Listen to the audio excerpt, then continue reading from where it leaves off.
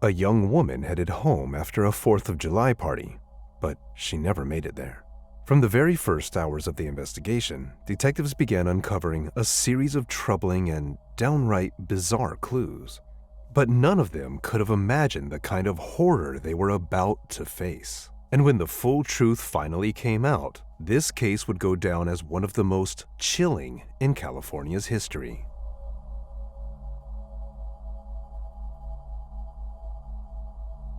Megan Barosso was born on March 15, 1981, in the American town of Camarillo, California.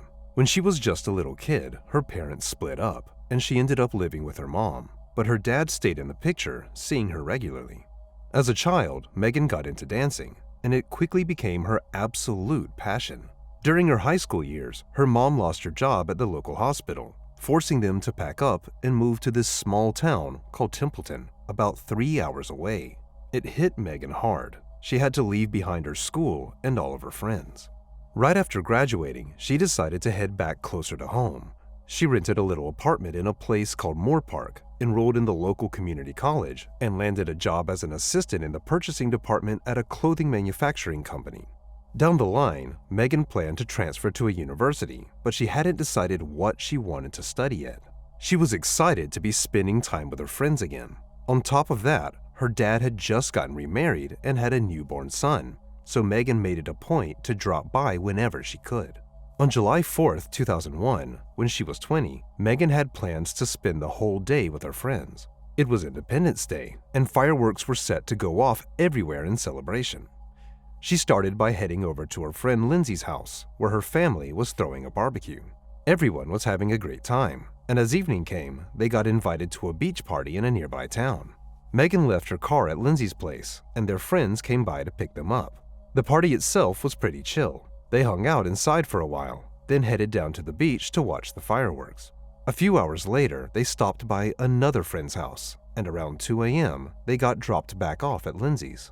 Lindsay offered to let Megan crash there for the night, since the drive back to her place would take a while, but Megan turned it down because she had to be up early for work the next morning. As Megan leaned in to hug Lindsay goodbye, she accidentally knocked her purse, and nearly everything spilled out onto the ground. They both crouched down to pick it all up, but in the mix, Megan accidentally grabbed Lindsay's phone. Neither of them noticed, and Megan hit the road. Just a few minutes later, Lindsay realized her phone was missing and figured Megan must have grabbed it by accident. She called her own number from the house phone. Megan picked up, turned the car around, came back to drop it off, and then finally headed home for real. Around 4 a.m., a security guard was patrolling one of the streets in Moore Park, keeping an eye on the local business. At some point, he heard these popping sounds coming from a nearby street and figured someone was setting off fireworks over there. He headed that way, and soon enough, he spotted an abandoned car right in the middle of the road. The car was sitting partly on the median, engine still running, driver's door wide open. The headlights and wipers were both on, but there was no sign of the driver anywhere. At first, the security guard figured maybe some drunk partier from the holiday had crashed and just taken off. But then, he noticed a woman's flip-flop on the asphalt, and the other one was tucked under the driver's seat. That struck him as weird. Would a woman really ditch the scene of an accident without her shoes? He stepped closer, peered inside the car, and saw red stains everywhere. Realizing it was blood, he quickly stepped back and called the police. The officers started examining the car and spotted a few bullet holes. Most were riddled across the windshield, and the driver's side window was completely shattered. With all that blood inside the cabin, at least one of those bullets had to have hit the driver. But the cops immediately picked up on something weird. There wasn't a single drop of blood outside the car. If she'd gotten out on her own, blood would have definitely spilled onto the pavement. So, they figured the shooter might have grabbed the woman who was in there and taken her with them. On the left side of the car, the officers noticed some deep scratches, like another vehicle had sideswiped it. Right by the driver's seat was a purse, splattered with blood.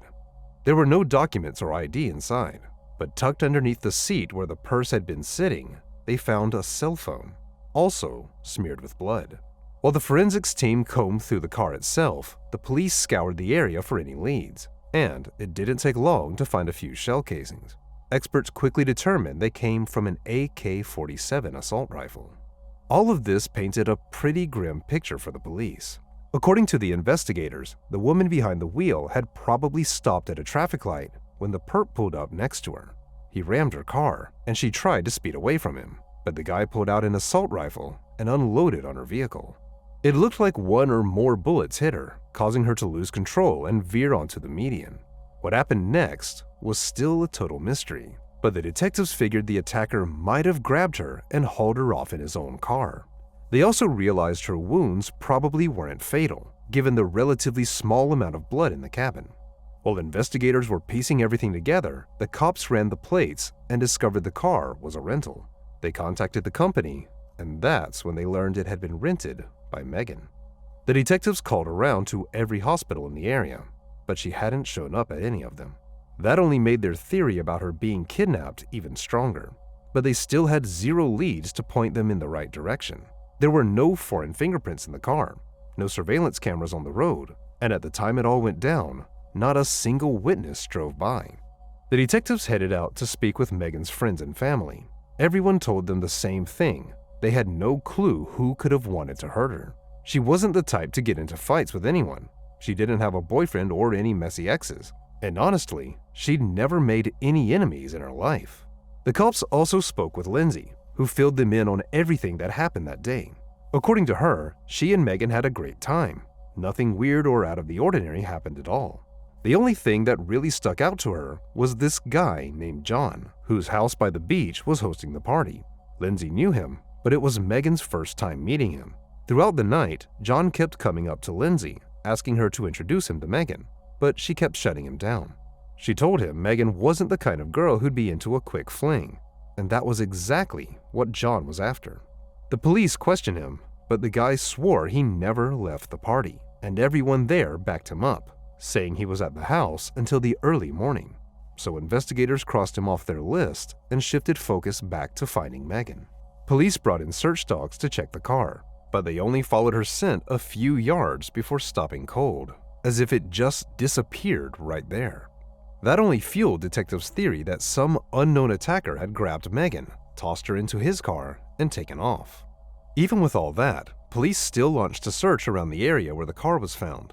Officers hit the streets, combed through the nearby mountains, and checked along the banks of a small river. They even brought in helicopters with infrared sensors to scan from above, but none of it turned up a single lead. Meanwhile, the detectives discovered that Megan's car had this device, kind of like a black box, which logged everything that happened with the vehicle. The cops dove into that data and also brought in ballistic experts to map out the trajectories of all the bullets based on the holes in the car. Putting it all together, they came up with a clearer picture of what happened with Megan. Someone sideswiped her car on the driver's side, and she floored the gas pedal to get away. It seemed like the attacker sped ahead and disappeared out of sight, because Megan ended up stopping at a traffic light. Maybe she figured the guy was long gone, but apparently he was lying in wait just up ahead, not far from that light. When she pulled to a stop, he started firing at her car. From what the ballistic expert said, those initial shots missed her, so she hit the gas again. But as Megan drove past the shooter, he fired one more time, and that bullet hit her in the stomach. That's when she lost control and veered onto the median. After that, Megan reached for her phone, which was in her purse. That's what the blood traces suggested. But right then, the attacker walked up to her car, and whatever happened next remained a total mystery. As soon as the details of what happened hit the media, this case blew up as one of the biggest topics in the whole county. People were terrified that some unknown psycho was out there blasting cars with an assault rifle, and they were demanding the police catch him immediately. Officers set up roadblocks to question as many drivers as possible. They were hoping to track down at least one person who'd driven through that morning, but all they found were a handful of folks who'd spotted Megan's car abandoned in the middle of the road. All of them just assumed some drunk had crashed and then ditched the scene, so none of these people bothered calling the cops. The detectives also launched a tip hotline, which got flooded with a few hundred calls. Most led straight to dead ends, but pretty soon, the police got this pretty bizarre lead. An anonymous caller tipped them off, saying that on the morning of July 5th, he'd seen some guy stuffing what looked like Megan's body into the trunk of a burgundy sedan. Moreover, it all went down near these mountains with a seriously bad reputation, where bodies turned up way too often. The detectives rushed out to search that spot right away, and they even released information about the burgundy sedan, hoping to find more witnesses, but in the end, it all came up empty.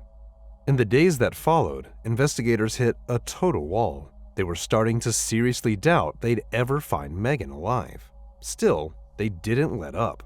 They poured everything they had into the case, chasing down every possible lead. With nothing solid to go on, police went back to Megan's closest friends and family, digging deeper to see if any suspect might have been hiding in plain sight.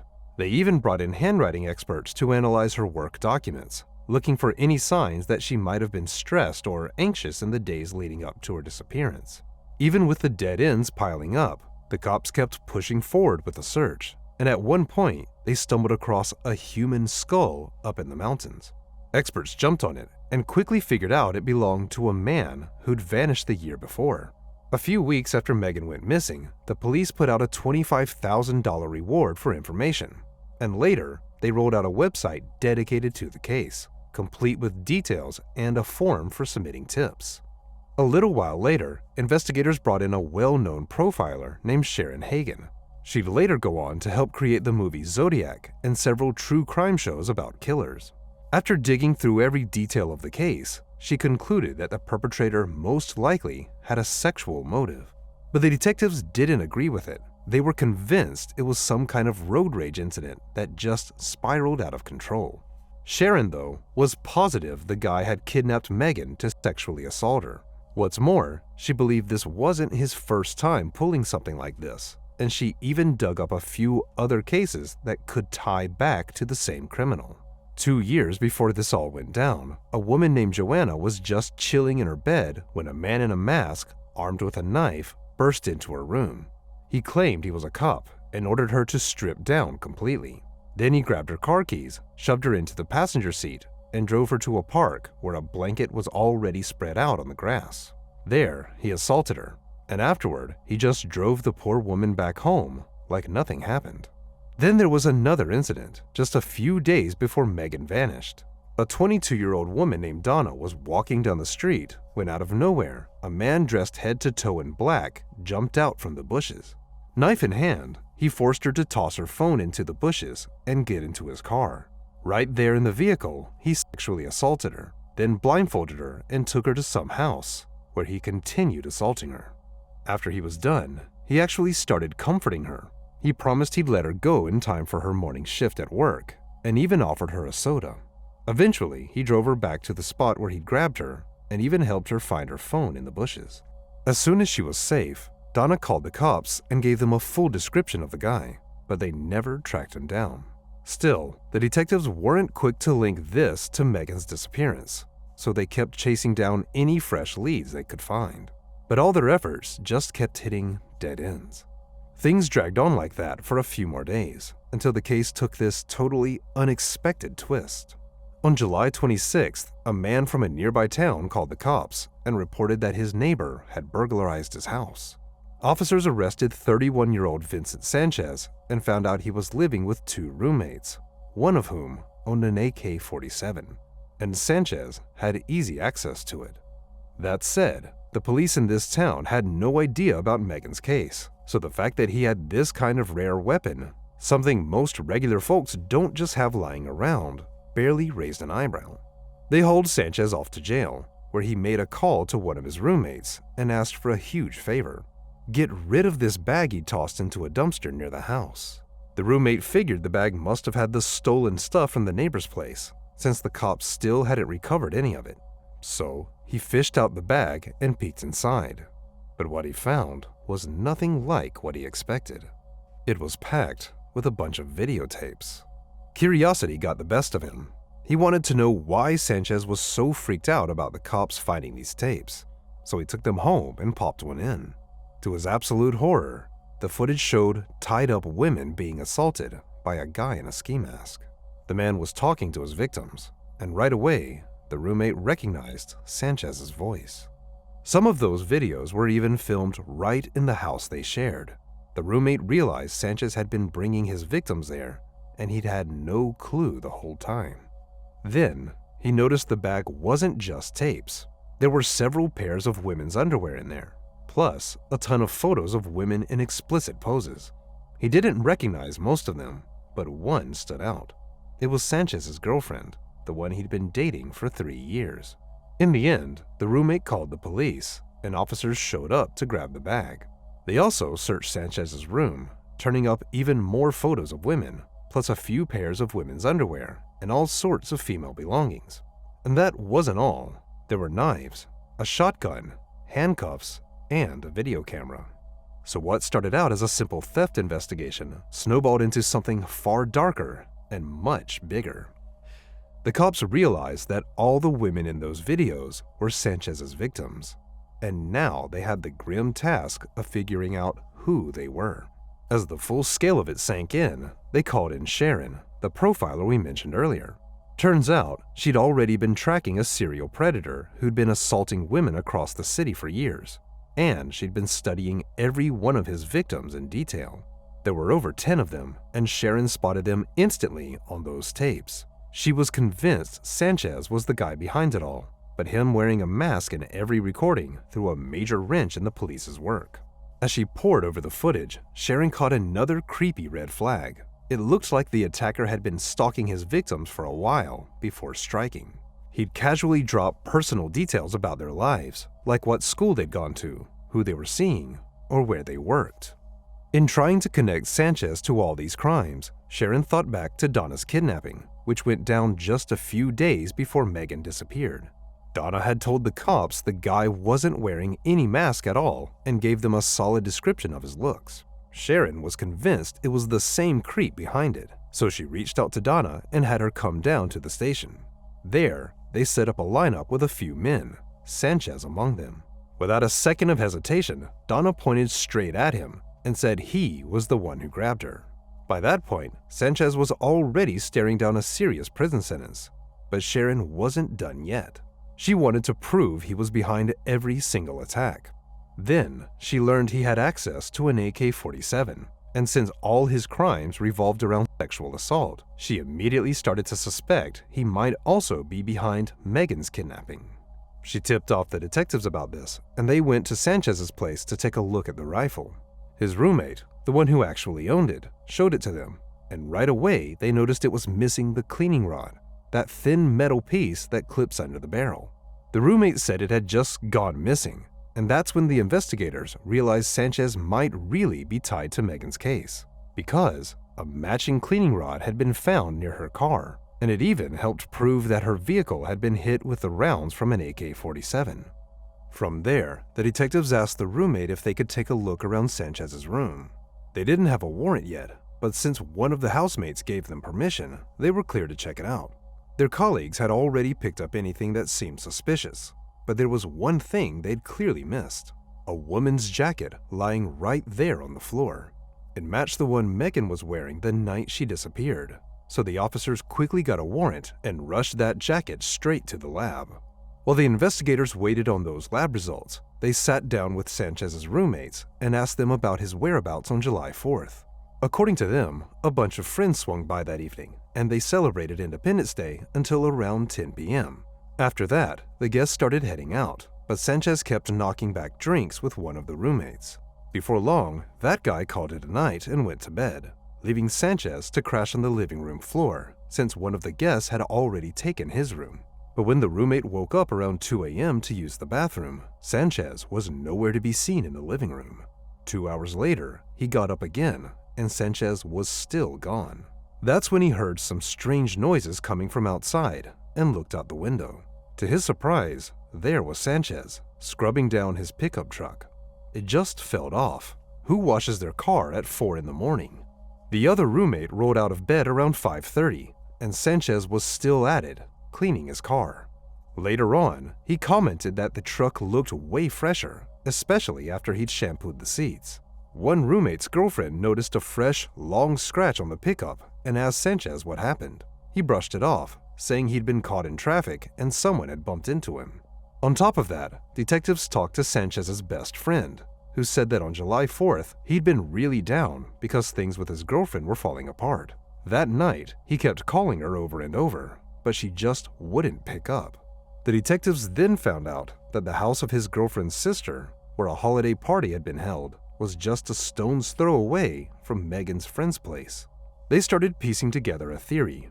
Sanchez might have headed there, planning to confront his girlfriend, but by the time he showed up, the party was already over. As for the AK-47, they knew he'd thrown around death threats to her family members who'd tried to talk her out of dating him, so it's possible he grabbed the rifle to scare them. But when he got there, everyone in the house was already asleep. Left alone on that dark, empty street, Sanchez could have spotted Megan saying goodbye to her friend and decided to tail her, leading to the attack. As detectives were piecing everything together, Sanchez, cornered and out of options, finally confessed to assaulting multiple women. With a mountain of evidence stacked against him, he knew there was no escaping it.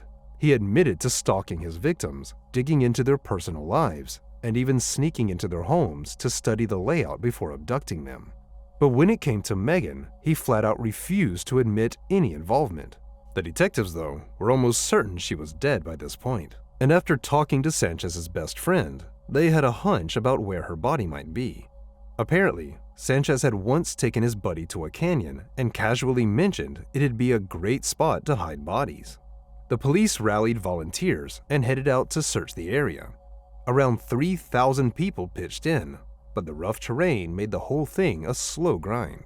Meanwhile, the lab came back with results. They found tiny specks of blood on the jacket from Sanchez's apartment, and DNA analysis confirmed it was Megan's. Using luminol, they also uncovered massive bloodstains in Sanchez's van, but he'd scrubbed it so thoroughly that no DNA could be pulled from it. While they kept hunting for more evidence, the cops brought search dogs to the canyon, and it paid off. One of the dogs zeroed in on a small ravine off the beaten path, and the officers found human remains at the bottom. The body was too decomposed to identify by sight, but they spotted a ring on the victim's hand, identical to the one Megan wore. Later, medical examiners confirmed the victim's identity. It was indeed Megan. They determined she'd been hit by a single bullet that didn't strike any vital organs, but due to the advanced decomposition, they couldn't tell if she'd been sexually assaulted, though they did uncover one chilling detail. She was wearing someone else's underwear. Knowing Sanchez had forced some of his victims to wear underwear he provided, the detectives figured he likely did the same to Megan, and probably assaulted her too. At that point, the detectives had enough evidence to take this case to court, but the forensic team dug up even more. While examining the interior of Sanchez's pickup, they found a few specks of glitter. Similar glitter was found in the victim's hair and on her jacket. One of Megan's friends had brought some to the party, and they'd all put it in their hair for fun. The experts studied the glitter under a microscope and found it was pretty rare, hexagonal in shape, with a color that shifted depending on the angle. And here's the kicker. They found an identical piece of glitter on the AK-47 Sanchez had access to. With that, the prosecutor's case got even tighter, linking him directly to the murder.